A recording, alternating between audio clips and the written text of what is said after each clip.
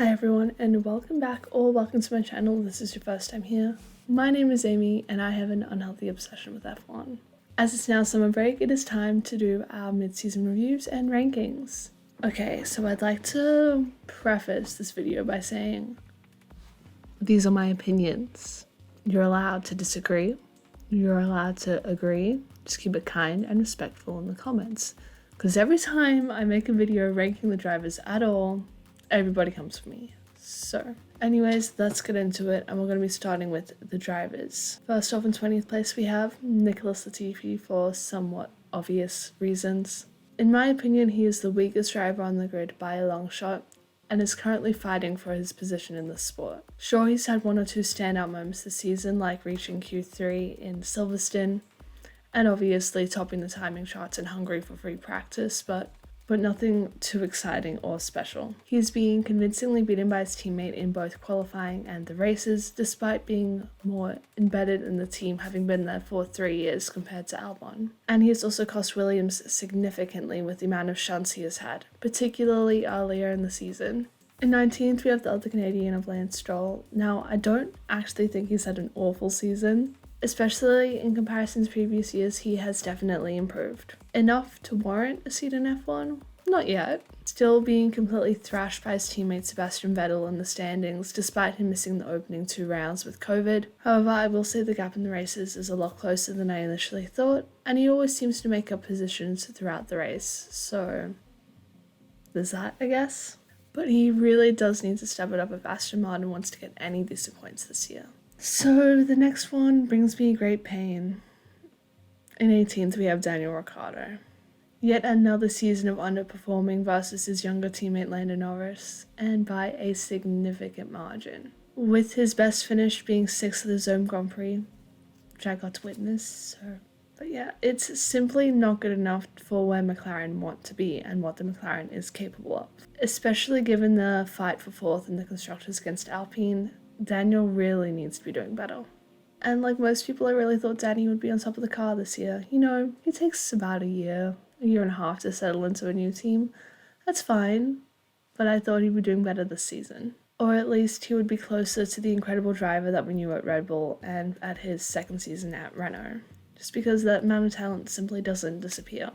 Anyway, now his future at McLaren seems so unlikely next year. Who knows where he'll end up? Will he even be in a seat? Will he be in Formula E? He better not be.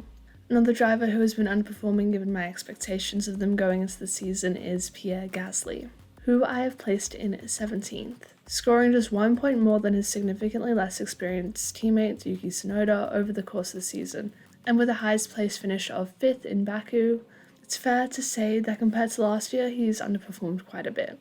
This is definitely not a good thing for the French driver, who in my opinion should be looking outside of the Red Bull family for a seat in the coming years, and he just has to make sure he's putting in the best possible performances in order to place himself in that shop window and hopefully move up the grid over the next 2 seasons. Whilst we're on the topic of AlphaTauri drivers, in 16th is Yuki Tsunoda, a definite improvement from last season where Pierre absolutely wiped the floor with him, but in the brutal Red Bull Academy. Is it enough for him to keep his seat? I think so, at least for next season. But after that, you have the likes of Hauger and Iwasa in Formula 2 that could potentially be coming for his seat. If he doesn't step it up a couple of notches over the course of the season, again, he's one of those drivers whose future's still undecided, so again, we'll see. And cracking the top 15, we have Mick Schumacher. A rough start to the season for the German that saw 2 decent shunts that broke his car in half and cost the already struggling Haas a significant amount of points. He was clearly under a lot of pressure in the beginning of the season to score his first points in Formula 1. However, since Canada, I think he's made some significant improvements, and after his first point score in Silverstone, you can see how much it has affected his confidence. Yeah, his self-confidence has really skyrocketed in the last couple of races, and hopefully he can continue that momentum into the second half of the season. Now in number 14 is the returning Williams driver of Alex Albon. After a rough start to his Formula 1 career at Red Bull, he lost his seat in 2021. But lucky for him, Williams decided to pick him up to replace the Mercedes-bound George Russell. In my opinion, he has done exactly what he needed to do in that seat, convincingly outpace Latifi consistently, show that he's not afraid to take risks in order to get points, particularly if you look at Australia going almost to the end of the race on that one set of tyres. Again, something I got to see in real life. So. And to be able to score points in what is easily the worst car on the grid at this point, he has outqualified Nicky on 11 occasions and finished ahead of him in 10 out of the 13 races. So yes, convincingly beaten, proving that he is at the very least a solid midfield driver who is well deserving of his spot in Formula 1. Lucky number 13 goes to this year's only rookie, Zhou Guanyu. Honestly, an impressive start to the season for the Chinese driver, despite what the points and standings might tell you. He has managed to keep his nose clean and keeps putting in consistent laps, which can only be good for his development and confidence as a Formula 1 driver. Reliability has truly plagued him this season, which has cost both him and Alpha a considerable amount of points. But he is not crashing nearly as often as the rookies of last year, and I believe he should be able to keep his seat for next season, unless of course Théo Pourchaire has an absolute worldie of the rest of the season in F2. But even then, Zhou in my opinion is the best paid driver we have on the grid at the moment, so I'm sure he'll be able to find a seat elsewhere. In 12th is another driver making a return after a year out, K-Mag. After jumping into the car in Bahrain to replace Nikita Mazepin with 0 testing, he finished 5th, which given where the house was last season, this was a surprise for most of us, I'd say, and a really impressive result to say the least. Since then he has had a fair few solid points finishes, but both him and the car seem to be lacking some sort of consistency in order to move further up the grid. This combined with the fact that he's gotten into one too many opening lap incidents that have ended up costing him is the reason why he is down in 12th. In 11th we have Sebastian Vettel, retiring at the end of the season of course, but still driving at a decent level, and it is fair to say that he is absolutely carrying the Aston Martin team, despite missing 2 rounds. He currently has 16 points to Lance's 4, despite only beating him in about half the races. Seb has managed to maximize the car for those slightly higher points finishes, which I think is truly the difference between him and Lance, who has been stuck scoring 1 or 2 points each race when he is in the top 10. Now for the top 10, we start with Valtteri Bottas, currently sitting 9th in the championship in a midfield, often unreliable Alfa Romeo. I was really impressed with how he started the season in particular. I remember all of the memes and the jokes being like, oh, he's still qualifying with the Mercedes, or oh, look, Bottas qualifies the Mercedes, haha, look at them, like, You all remember them, right? Obviously out-qualifying and outscoring his rookie teammate most weekends, and I get the feeling that he's become the sort of team leader and obviously a great mentor for Zhou. In a similar way to Haas, how they now have Magnussen as this team leader, mentoring Mick, and they also seem to be equally as inconsistent at tracks as each other, where some weekends they are absolutely incredible and some weekends they are miles off the place or have just a ton of reliability issues. Taking up 9th on this list is Esteban Ocon, who currently sits 8th in the championship, ahead of his teammate Fernando Alonso, which is an achievement, but that being said, Nando has had his fair share of bad luck this season. However, that does not take away from Ocon in the slightest. He has been driving at a really good level this year, especially in that fight with McLaren. He's doing what he needs to do. He currently has the highest race finish of 5th, as well as the highest qualifying position of 5th. Not a bad start at all. And currently being Alpine's only confirmed driver for next season, I'm interested to see how that's going to play out between him and Fernando for the rest of the year. And if that relationship gets a bit more spicy, as neither really back down from fights against the teammates, especially if the teammates are leaving the team the next season. Now this next one might seem a little bit harsh, but honestly the next few drivers are so close together. In 8th is Carlos Sainz. To be outqualified by your teammate in 10 out of 13 races is not a great look for any driver, let alone someone driving at one of the top teams. On top of that, he is currently behind the Mercedes of George Russell in the standings, but at least some of that can be contributed to the fact that he drives for Ferrari, so Ferrari tax. He has had a couple of messy weekends and races, a few that sort of stand out in particular, Australia, Spain, and Imola. Some of those incidents, granted, were not entirely his fault, but still. I do, however, give him so much props for the strategy calls he has made, and going against the team has definitely enabled him to score a couple more points. 8th seems about right. And 7th, because they're inseparable, we have the other half of Carl Lando, Mr. Lando Norris. Once again proving what a talent he is. The only driver outside of the top 3 teams to have scored a podium this year, and convincingly beating Daniel. outqualifying him in 11 races so far and a solid 57 points ahead. Lando is absolutely carrying the team and doing a phenomenal job, especially compared to what we thought McLaren's fate would be after Bahrain. So yes, 7th for Lando. I'm hoping he gets his first win soon, as he absolutely deserves it, and as a McLaren fan, I'm also hoping that they can pull back that gap on Alpine for the second half of the season.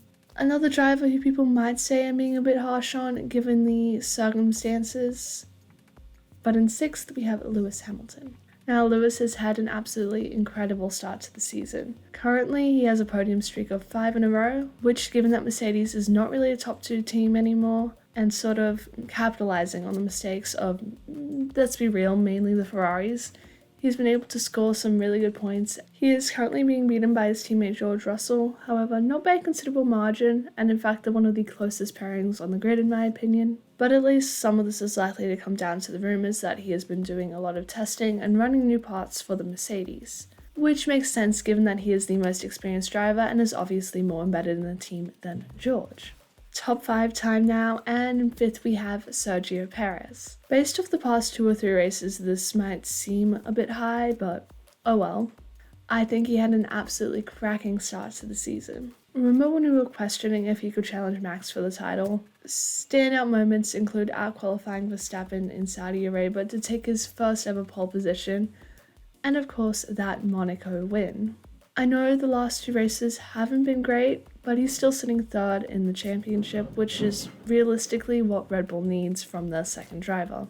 That second seat at Red Bull has been cursed since Daniel left, and I do think they've found somebody in Checo who has been able to fulfill that role. And in 4th, the man involved in the recent drivers' market controversy, it's the old gun, Fernando Alonso. Still driving at an incredible level at the age of, 41?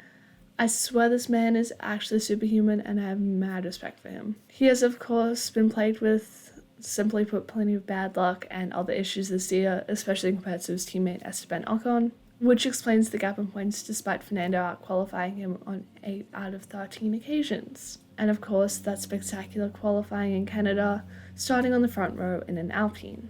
And I am both excited and nervous to see what happens to him at Aston next year. I have a feeling him and the Strolls are going to butt heads, but that's just me. And on the bottom step of the podium is Ferrari man Charles Leclerc. Driving at an incredibly high level this season, however, he's made a couple of significant mistakes that could cost him in the long run. Come the end of the season, these points are going to be incredibly valuable to him, especially because, again, Ferrari tax. 2 moments that sort of stand out to me are, of course, Imola and France, which ordinarily wouldn't be a big deal if you weren't fighting for the championship, which would be fine if he wasn't fighting for a world championship, with a team that just makes wildly awful strategy calls and a car that's unreliable at the best of times. It's clear to see that he's pushing incredibly hard and he's not going to go down without a fight for the championship this year. And again, he's incredibly close to the driver who I put in 2nd, which of course is Mr. George Russell, doing extremely well in his first season at Mercedes and sitting 4th in the championship, ahead of Carlos Sainz. The way he has adapted and embedded himself in the team has been really good to see, and being so close with a 7-time world champion is nothing short of impressive. In my opinion, he's definitely shown why he deserves to be at the pointy end of the sport after spending 3 years with the backmarker team. Another one of those drivers who I'm just waiting on getting the first win. And that leaves the one, the only, Max Verstappen in first place. Just like he has been on many occasions this year. If you compare his driving to last season, he is driving at such an incredibly high and mature level. He knows what it's like to fight for a championship now, clearly.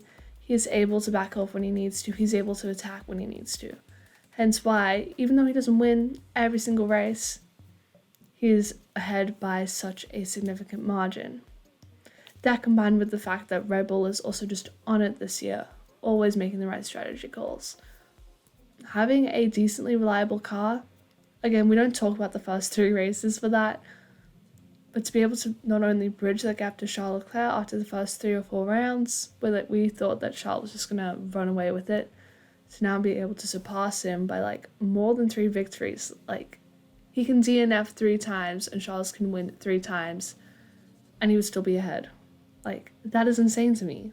Deserving of P1, both in the championship And in this ranking, okay, I did talk about it a bit in my like Hungry wrap-up video, but that drive from 10th to 1st is again proof of what an exceptional talent he is, as well as how good that Red Bull car is this season. So that has been my mid-season reviews and rankings. I was going to do the teams, but this video is already going to be extremely long, so I don't want to put you through that, but just know Ferrari's down the bottom, and then, I don't know, Alpine, McLaren, just because they look like clowns right now.